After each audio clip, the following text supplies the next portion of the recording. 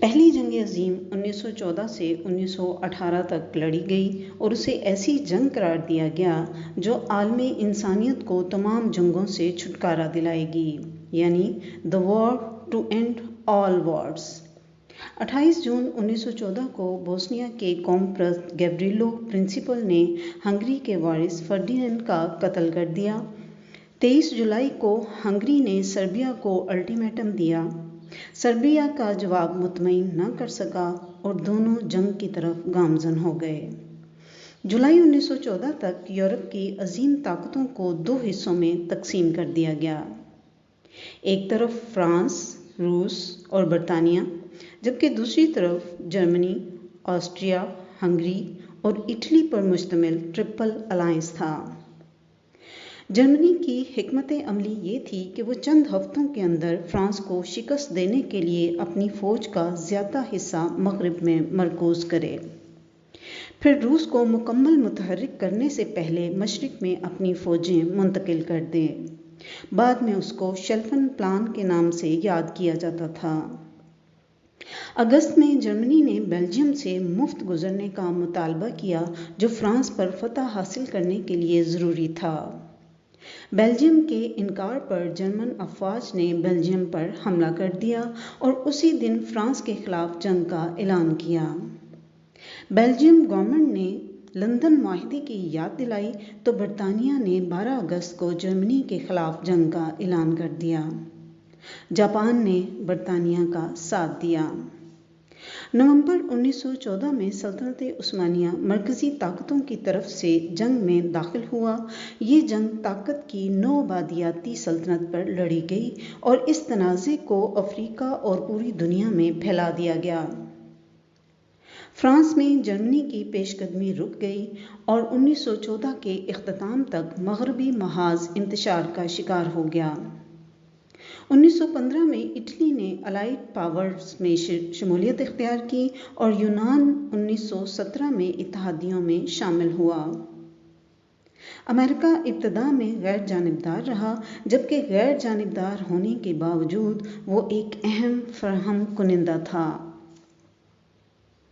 اسی کے پیش نظر بالآخر جرمن آبدوزوں کے ذریعے امریکن تجارتی بحری جہازوں کے ڈوبنے کے بعد جرمنی کی جانب سے یہ اعلان ہوا کہ غیر جانبدار بحری جہاز پر غیر منظم حملے دوبارہ شروع کر دیے جائیں گے، اور یہ بھی انکشاف ہوا کہ جرمنی میکسیکو کو ریاستہائے متحدہ پر جنگ کے لیے اکسا رہا ہے۔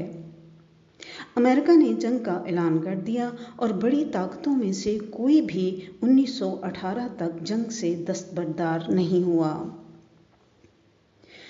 روس میں فروری 1917 کے انقلاب نے زار کی خود مختاری کو عارضی حکومت کے ساتھ بدل دیا، لیکن جنگ کی لاگت سے مسلسل عدم اطمینان کے نتیجے میں سوویت سوشلسٹ جمہوریہ کی تشکیل ہوئی اور مارچ 1918 میں بریسٹ لیتسک کے معاہدے پر دستخط ہوئے، جس سے اس جنگ میں روس کی دخل اندازی ختم ہو گئی، جس کے نتیجے میں جرمنی اور جارحانہ ہو گیا اور یہ جارحیت ابتدائی طور پر کامیاب رہی لیکن فیصلہ کن فتح حاصل کرنے میں ناکام رہی۔ پہلی جنگ عظیم دنیا کی سیاسی، ثقافتی، معاشی اور معاشرتی زندگی کا اہم موڑ تھا۔ جنگ کے فوراً بعد انقلابات اور بغاوتوں کا آغاز ہوا۔ بگ فور یعنی برطانیہ، فرانس، امریکہ اور اٹلی نے 1919 میں پیرس امن کانفرنس میں معاہدوں کی ایک سیریز میں شکست خوردہ طاقتوں پر اپنی شرائط عائد کیں۔ یہ سب سے مشہور جرمن امن معاہدہ ورسلس یا ٹریٹی آف ورسلس کے نام سے جانا جاتا ہے۔ آخر کار جنگ کی وجہ سے آسٹریا، ہنگری، جرمنی، عثمانیہ اور روسی سلطنتوں کا وجود ختم ہو گیا۔ ان کی باقیات سے متعدد نئی ریاستیں تشکیل پائیں۔ تاہم اتحادیوں کی حتمی فتح کے باوجود دوسری عالمی جنگ کے لیے حالات سازگار ہونے لگے اور امن کانفرنسوں کے دوران لیگ آف نیشنز کی تشکیل ہوئی، جس کا مقصد آئندہ کی جنگوں کو روکنے کے لیے اقدامات کرنا تھا۔ لیکن افسوس، 100,000 افسوس کہ محض 20 سال بعد عالمی انسانیت پر دوسری جنگ عظیم مسلط کر دی گئی۔ انسانیت کو شرمندہ کیا گیا اور آج بھی عالمی انسانیت اقوام متحدہ کی طرف دیکھ رہا ہے جب تیسری عالمی جنگ کی بازگشت سنائی دے رہی ہے۔ چشم فلک آج بھی اس بات کی منتظر ہے کہ اقوام متحدہ محض ناکارہ ادارہ بننے کی بجائے کچھ پریکٹیکل کر کے دکھائے۔ وہ کشمیر ہو، فلسطین ہو، روہنگیا ہو، کبھی بھی اقوام متحدہ نے کسی بھی مظلوم کے لیے آواز بلند نہیں کی۔